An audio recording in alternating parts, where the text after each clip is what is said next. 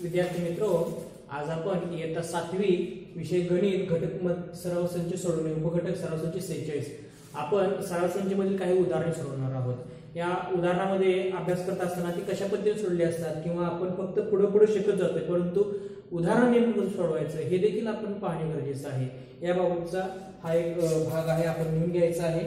आता मी तुम्हाला काही उदाहरणं देतोय, मग ती उदाहरणं सोडवण्याची पद्धत आपण बघायची आहे।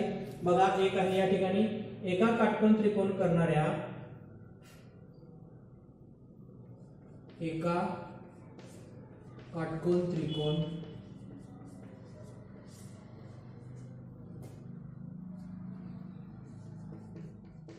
बाजू 3.5 व 4.2 सेमी, तर त्रिकोणाचे क्षेत्रफळ काढा।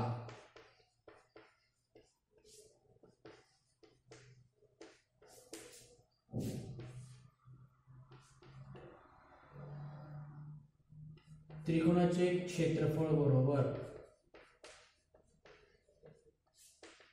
1/2 गुणिले पाया गुणिले उंची। बघा, या ठिकाणी काटकोन त्रिकोणाचे क्षेत्रफळ काढण्यासाठी आपल्याला काय दिलेलं आहे आपण बघायचं आहे।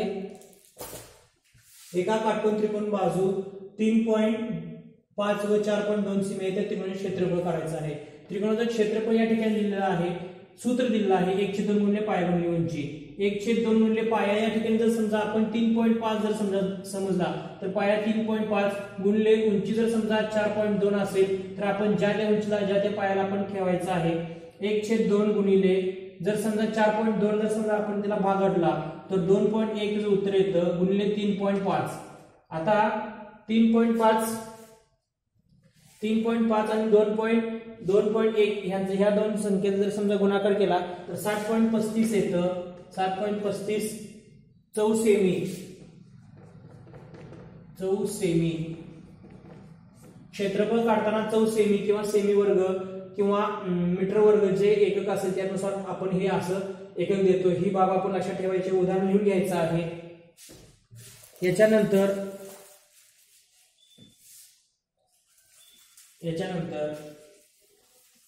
अजून एक उदाहरण आपण देतोय।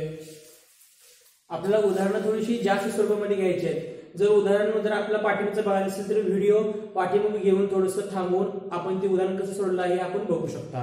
ठीक आहे, दुसरं उदाहरण घेऊया आपण। या ठिकाणी बघा, दुसरं उदाहरण एका त्रिकोणाची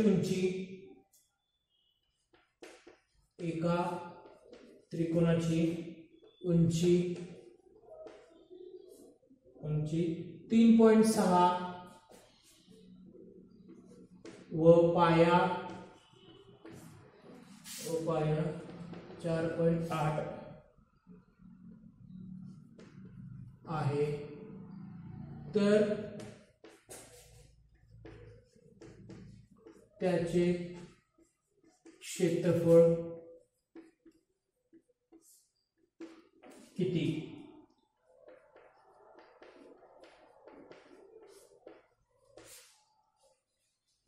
लिहून घ्यायचं आहे व्यवस्थित।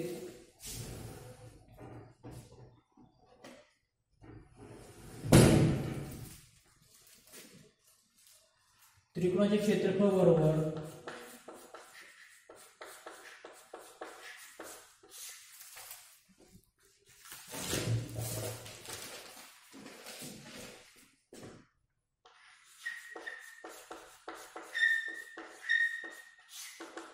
1/2 गुणिले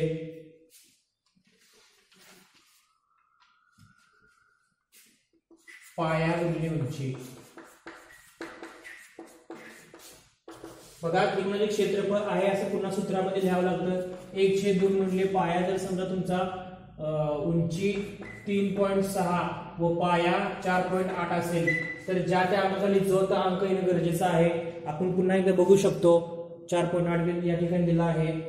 आणि ह्या दोन संख्येनं जर समजा आपण 3.6 ला जर भागलं तर किती येते हे बघायचं आहे। 4.8 गुणिले 1.8 म्हणजे 36ची निम्मी किती येणार आहे 18, परंतु दशांश नाही म्हणजे ह्या दोन संख्यांच्या मध्ये सुद्धा दशांश नाही येणार आहे, म्हणजे 36 3.6 असेल तर 1.8 त्याचं काय आलं, त्याचा निम्मा भाग आला असा आपण बघूया, म्हणूया 8.64 सेमी.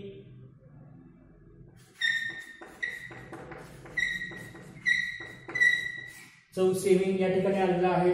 आपण उदाहरण कसं सोडवलेलं आहे ते बघून घेऊ शकता. बघा, एका त्रिकोणाची उंची 3.6 व पाया 4.8 आहे, तर त्याचे क्षेत्रफळ किती?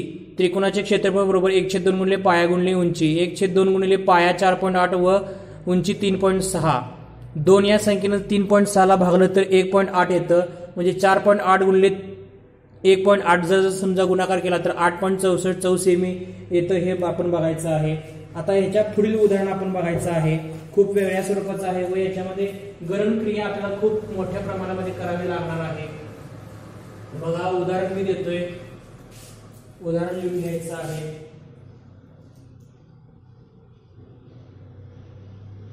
एका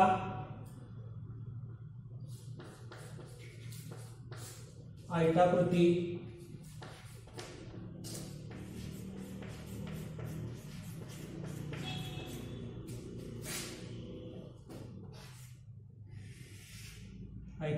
भूखंडाची लांबी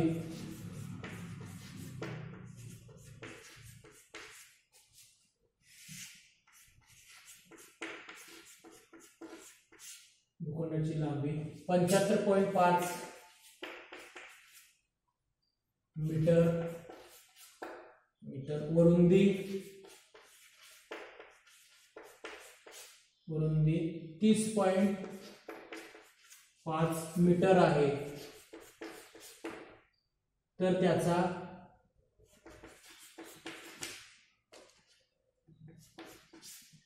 दर 1,000 रुपये.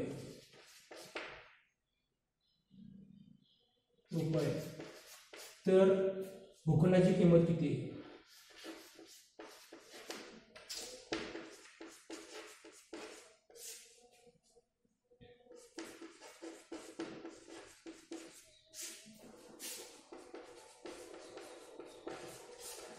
बघा, प्रश्न समजून घ्यायचा आहे. प्रथम, एका आयताकृती भूखंडाची लांबी 75.5 मीटर व रुंदी 30.5 मीटर आहे, त्याचा दर 1,000 रुपये, तर भूखंडाची किंमत किती सांगितलेली विचारली आहे. जर हा आयताकृती जर स्वरूपाचा जर समजा भूखंड असेल तर हा आयताकृती हा भूखंड आहे.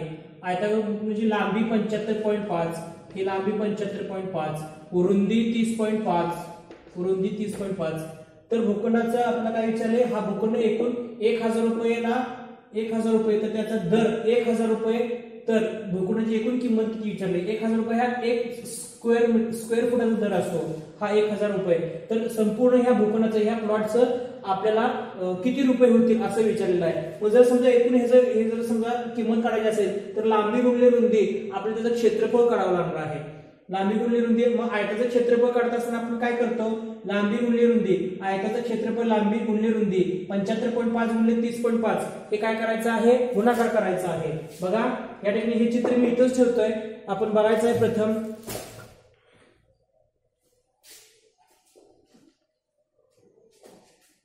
आयताचं क्षेत्रफळ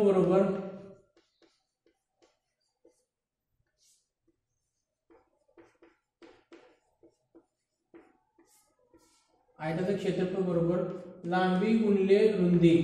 लांबी किती आहे बघा, 75.5 गुणिले रुंदी किती आहे, 30.5 आहे.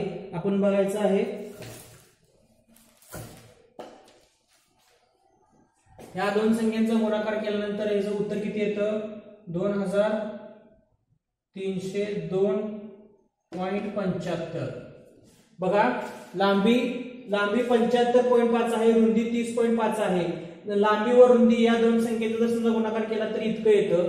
आता हे काय आलं, याचं क्षेत्रफळ आलं, म्हणजे क्षेत्रफळ किती आलं, हे चौसेमी मध्ये लिहूया किंवा सेमी वर्ग,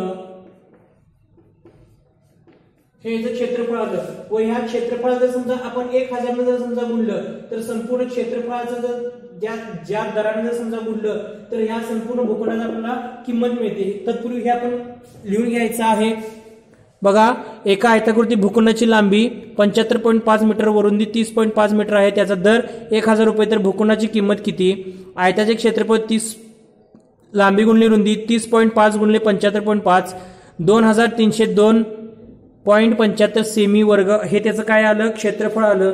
त्या क्षेत्रफळाला बघा, म्हणून क्षेत्रफळ गुणिले 1000 रुपये दर, 1000 रुपये दर, म्हणून 2302.75 गुणिले 1000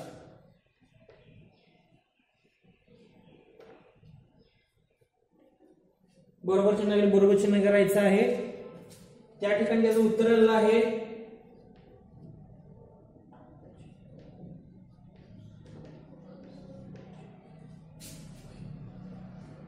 बघा, उत्तर किती आलं आहे? मोठं. आता या ठिकाणी जे क्षेत्रफळ आहे ते क्षेत्रफळ 1000 रुपये स्क्वेअर फूटने गुणायचं आहे. आता एकक, दशक, शतक, हजार, 10,000, लक्ष, दशलक्ष, 23,02,750 रुपयाचा हा प्लॉट झालेला आहे. म्हणजे किती मोठी रक्कम या ठिकाणी आलेला आहे हे आपण बघायचं आहे. बघून घेऊ शकताय आपण.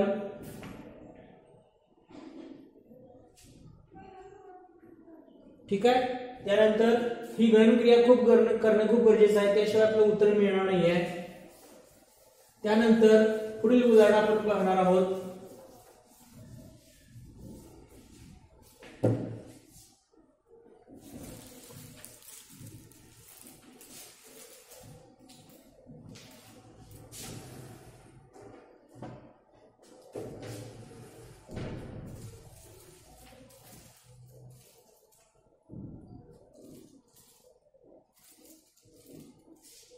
याच्यामध्ये बघा, लांबी 12 मीटर, रुंदी 6 मीटर, लांबी 12 मीटर, रुंदी 6 मीटर. तर या खोलीत 30 सेमी बाजू असलेल्या चौरसाकृती फरशा बसवल्या तर संपूर्ण सभागृहात किती फरशा बसवाव्या लागतील? या उदाहरणातील चौरसाकृती फरशा 15 सेमी बाजूच्या असतील तर किती फरशा लागतील? मी या ठिकाणी तुम्हाला पुन्हा एकदा सांगतोय, 84 पान नंबरवरील हे उदाहरण आहे. सराव संच 46 मधील संपूर्ण उदाहरण लिहून देणे या ठिकाणी शक्य होणार नाहीये. त्यामुळे हे उदाहरण कसं सोडवायचं हे मी तुम्हाला या ठिकाणी दाखवतोय. सध्या ऑनलाईन शिक्षण चालू आहे. त्यामध्ये आता याच्यामध्ये गणनक्रिया करणं खूप गरजेचं आहे. याच्यामध्ये 12 मीटर लांब दिलेला आहे व 6 मीटर रुंद दिलेला आहे. याच्यामध्ये आपल्याला मीटरचं सेंटीमीटर करून घेणं खूप गरजेचं आहे.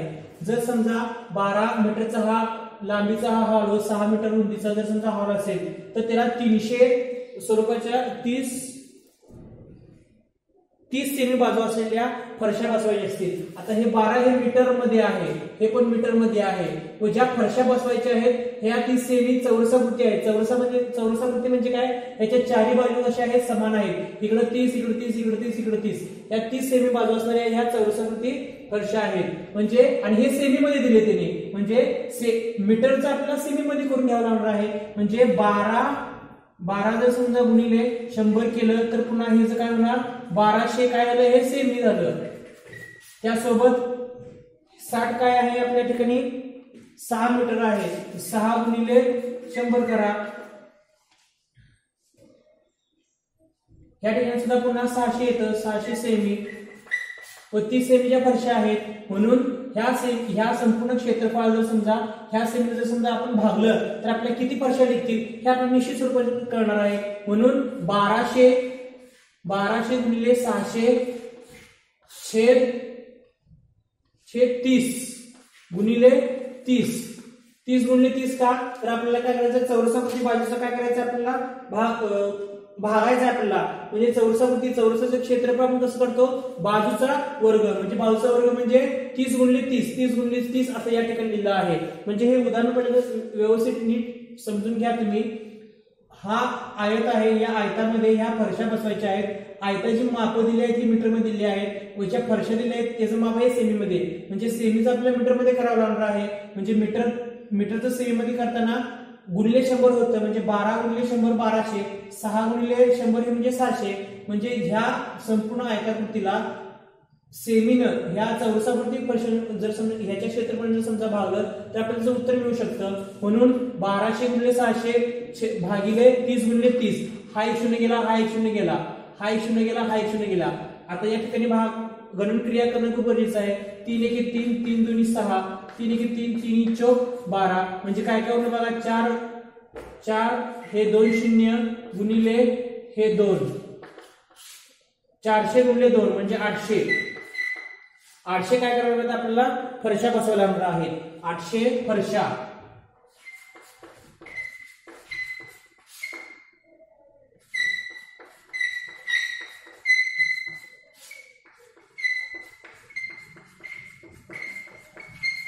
आता ह्या 800 फरशा बसवायला लागतील. परंतु त्यासोबत तिने आणखीन काय विचारलेलं आहे, 15 सेमी बाजू घेतल्या तर किती फरशा बसवायला लागतील. जर समजा 15 सेमी बाजू घेतल्या, बघा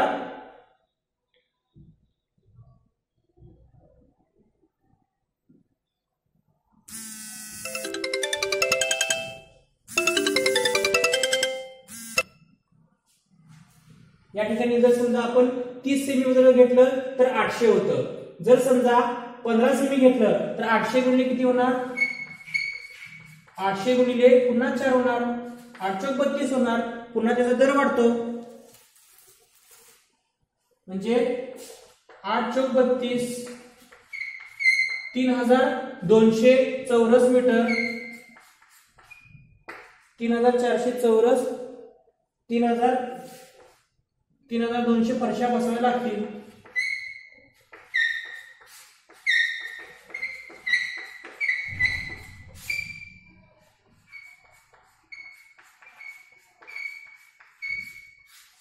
बघा या ठिकाणी कसं स्वरूपामध्ये दिलेलं आहे, आपण बघून घेऊ शकता.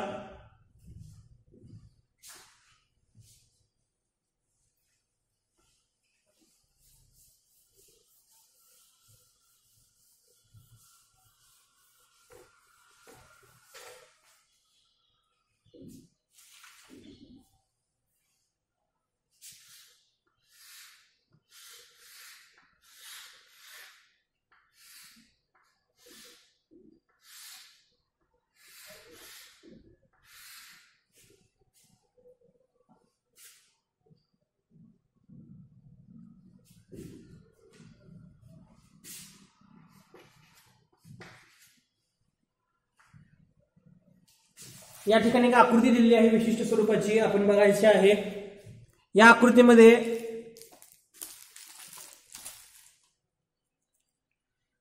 या आकृतीमध्ये 13 लांबी दिलेली आहे, बघून घ्यायचं आहे.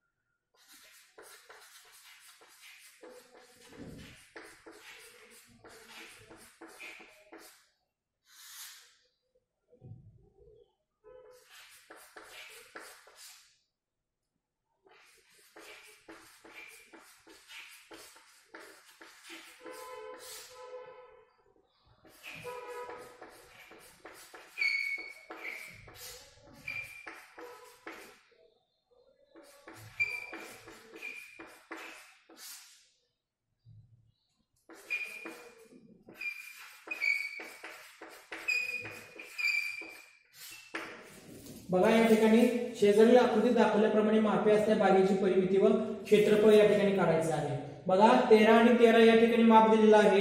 आता आपल्याला जर समजा याचं परिमिती जर समजा काढायचं असेल तर परिमिती बरोबर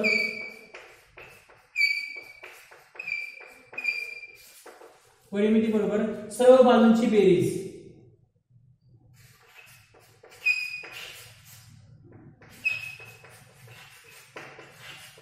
सर्व बाजूंची बेरीज आपल्याला करायला लागणार आहे. म्हणजे त्या ठिकाणी 12 बाजू असणार आहेत. 1 2 3 4 5 6 7 8 9 10 11 आणि 12. 12 गुणिले जर समजा 13 केला तर बघा 12 गुणिले जर समजा 13 केला तर 156 सेमी 156 मीटर ही जी काय येणार आहे परिमिती येणार आहे. म्हणजे शेजारील आकृतीत दाखवल्याप्रमाणे मागे असलेल्या बागेची परिमिती काय ही थोडीशी कन्सेप्ट आपण लक्षात ठेवायची आहे. परिमिती म्हणजे आकृतीत असलेल्या सर्व बाजूंची बेरीज म्हणजे परिमिती दिलेली आहे. परिमितीमध्ये 13 1 2 3 4 5 6 7 असे एकूण 12 बाजू आहेत. 12 गुणिले जर समजा 13 केला तर 156 मीटर हे तिचं माप असणार आहे. हे आपण लक्षात ठेवायचं आहे. लिहून घ्यायचं आहे व्यवस्थित. परिमिती म्हणजे काय कशा स्वरूपात आलेलं आहे हे आपण अशा स्वरूपाची उदाहरणं सोडवत असताना गणन क्रिया किंवा कन्सेप्ट लक्षात येणे खूप गरजेचे आहे. ऑनलाईन शिक्षणामध्ये आपण अभ्यास करत असताना काही वेळा चूकभूल होऊ शकते, परंतु व्यवस्थित काही गोष्टी पुस्तकासमोर धरून जर समजा आपण अभ्यास केला तर त्या गोष्टी आपल्याला लगेच लक्षात येऊ शकतात. गणन क्रिया व्याख्या किंवा व्याख्याला अनुसरून असणारी काही अंकांची आकडेमोड करणं, पाढेपाठ असणे, गुणाकार करणे हे जर आपल्याला व्यवस्थित समजलं तर आपल्याला लगेच समजू शकतं. तर बघा परिमितीमध्ये काय दिलं आहे, अशा आकृतीत दाखवल्याप्रमाणे मापे असलेल्या बागेची परिमिती किती आहे, आपण 12 गुणिले 13 ही त्याची परिमिती 156 मीटर आलेली आहे.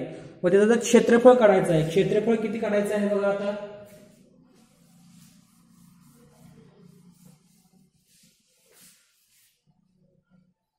या ठिकाणी क्षेत्रफळ काढायचं आहे.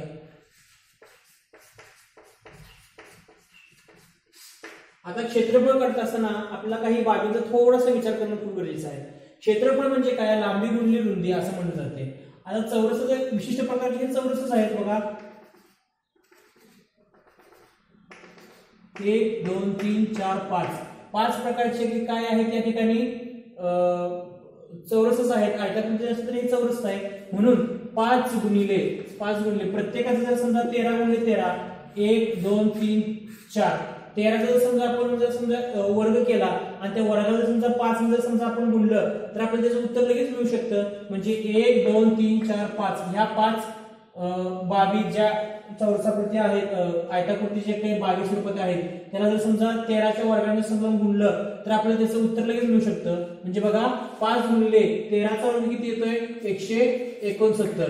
169 ला जर समजा आपण 5 न गुणलं तर आपण त्याचं क्षेत्रफळ मिळणार आहे 5 9 45 45 हातचा आले 4 5 7 30 आणि 4 34 4 हातचा आले 3 5 1 5 5 आणि 3 8 845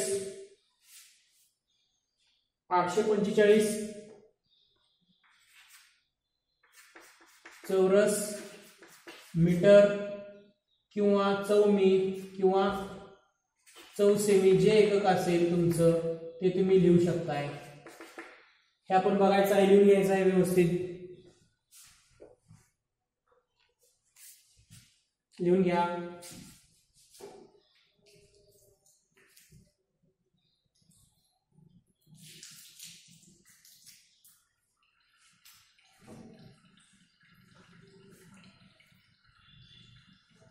याच्यामध्ये क्षेत्रफळ काढत असताना आपण सर्व बाबींच्या ह्यांचा अभ्यास केला आहे. चौरसाकृती बाबींचा बघा 1 2 3 4 व 5 चौरस दिलेले आहेत या ठिकाणी. व 5 गुणिले आता 169 कसं आलं तुम्ही म्हणणार, तर पहिल्या चौरसामध्ये आपण बघूया. हा चौरसाकृती आहे. चौरसाच्या क्षेत्रफळांचं सूत्र कसं असेल बघा, बाजूचा वर्ग किंवा 4 गुणिले बाजू.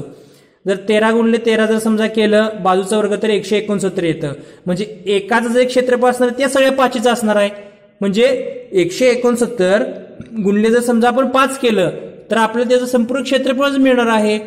आणि जर राहिला मधला 5व्या नंबरचा आपला चौरस हा देखील अंतर्भूत असणार आहे. ही बाब आपण लक्षात ठेवायची, ही विसरून जाणार नाही. म्हणून आपल्याला 169 गुणिले 5 जर समजा केलं तर 845 चौरस मीटर किंवा चौसेमी जे एकक असणार आहे ते आपण एकक लिहून घ्यायचं आहे. ठीक आहे, पुढील बाबीकडे आपण वळूया.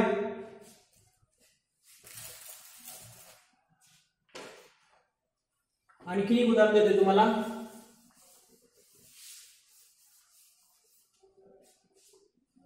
आयताकृती असणारे क्षेत्र आहे पी क्यू आर एस. याची लांबी आहे हिची रुंदी आहे 20 आणि लांबी आहे 30. तर त्याचे क्षेत्रफळ आपल्याला काढायचं आहे.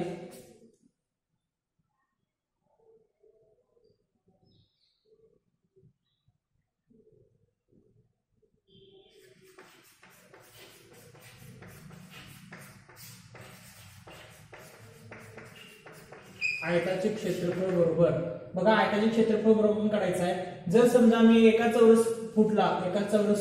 स्क्वेअर फुटला जर समजा मी 300 रुपये जर समजा दर दिला तर ह्या संपूर्ण ह्या प्लॉटचं एकूण किंमत किती होणार असं आपण विचारलंय. म्हणजे आयताचे क्षेत्रफळ बरोबर किती सांगितले बघा, लांबी गुणिले रुंदी. लांबी किती आहे या ठिकाणी 30 आहे, रुंदी किती आहे 20 आहे. 3 दुनी 6 2 शून्य 2 शून्य या ठिकाणी दिले आहेत. 600 काय झालं हे 600 हे त्याचं हे झालं क्षेत्रफळ 4 सेमी. आता सांगा म्हणून 600 गुणिले 300 रुपये जर स्क्वेअर फूट दर असेल तर त्याचं काय आपल्याला दर मिळणार आहे sin 3 18 1 2 3 4 1 2 3 4 एकक दशक शतक हजार दशक लक्ष 1,80,000 रुपये काय झालं या एकूण प्लॉटची काय झाली किंमत झाली. आयताकृती असणारे जे क्षेत्रफळाचं आहे लांबी आणि रुंदी 30 आणि 20 दिलेलं आहे त्याचं क्षेत्रफळ किंवा त्याचं जर समजा एक स्क्वेअर फूटचा दर जर समजा 300 रुपये दिला तर आयताच्या क्षेत्रफळाला लांबी गुणिले रुंदी, लांबी 30 रुंदी 20, 30 गुणिले 20 600 600 चौरस सेमी व 600 गुणिले 300 sin 3 18 व ह्या 4 शून्य आपण ठेवल्या तर 1,80,000 रुपये काय होतं त्याचं किंमत होते. ही बाब लक्षात ठेवायची. आपण उदाहरण लिहून घ्यायचं आहे. याच्यामध्ये गणन क्रिया करणे खूप गरजेचे आहे. पाढे जर येत असतील शून्याचा जर समजा संबंध लक्षात येत असेल तर अशा स्वरूपाची उदाहरणं सोडवणे आपल्याला खूप सोपं जातं. बघा त्यासोबतच मी आणखीन एक उदाहरण देतो तुम्हाला.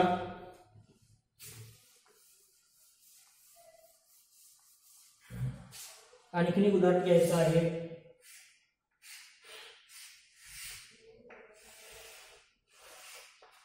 या ठिकाणी दिलेला आहे मी 12, या ठिकाणी आहे 16,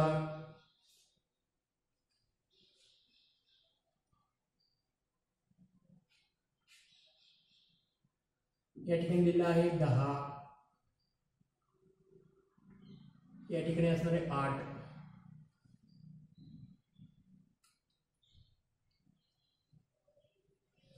या ठिकाणी असणार आहे 20. बघा एक विशिष्ट पद्धतीचा हा असणारा हा एक आकृती आहे. तर या आकृतीचा आपल्याला काय करायचं आहे परिमिती काढायची आहे. अशा स्वरूपाची कधी जर समजा प्रश्न आले तर इथून जर आपल्याला सर्व बाजूंच्या मापांची बेरीज आपल्याला काढत जावं लागणार आहे. याच्यामध्ये होतं काय आपल्याला विशिष्ट प्रकारची आकृती याच्यामध्ये मिळत नाही. म्हणजे आयत मिळत नाही, चौरस मिळत नाही, असं काहीच मिळत नाही किंवा त्रिकोण देखील मिळत नाही. अशा वेळेला सर्व बाजूंची बेरीज करत करत करत करत जाणे म्हणजे आपल्याला त्याचं परिमिती मिळते. क्षेत्रफळ जर काढायचं असेल तर विशिष्ट प्रकारच्या एका ठराविक बाजूचा समजा आपण अभ्यास केला किंवा तो भाग तोडून घेतला आणि त्याचं जर समजा क्षेत्रफळ काढला आणि त्याचं जर समजा आपण गणित क्रिया किंवा बेरीज केली तर आपल्याला त्याचं क्षेत्रफळ मिळू शकतं. म्हणजे ह्या काही बाबी आपण लक्षात ठेवणं खूप गरजेचं आहे. आता याच्यामध्ये जर समजा आपण माप दिली तर बघा इथं 10 सेमी आहे म्हणजे इथं 8 आहे म्हणजे इथे किती असणार आहे या ठिकाणी 2 असणार आहे. म्हणजे 8 आणि 2 10, या ठिकाणी हे 10 म्हणजे इथे सुद्धा किती असणार आहे हे 10 या ठिकाणी लक्षात ठेवायचं आहे. इथं 20 आहे, संपूर्ण लांबी ही 20 आलेली आहे म्हणजे इथून 16 आहे म्हणजे इथून सुद्धा किती असणार आहे 4 म्हणजे 16 आणि 4 20, या ठिकाणी हे 20 लक्षात आलं आहे. इथं 10 आलेलं आहे, 8 आणि 2 10, या ठिकाणी हे 10 आलेलं आहे म्हणजे संपूर्ण 10 गुणिले 20 10 गुणिले 20 हे 200चा काय आहे 200 चौरस फुटाचा 200 चौरस 200 स्क्वेअर मीटरचा हा आयत आहे विशिष्ट स्वरूपाचा. याच्यामध्ये आकडे तोडून दिलेले आहेत, भिवून जायचं नाही, आपण व्यवस्थित विशिष्ट पद्धतीने आपण त्याचं माहिती घ्यायचं आहे, लक्षात ठेवायचं आहे. स्वाध्याय देतोय मी तुम्हाला, स्वाध्याय घ्या.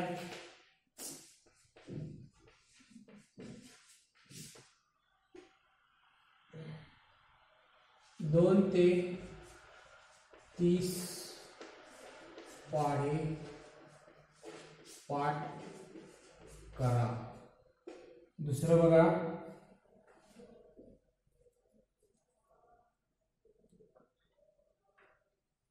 सराव संच 46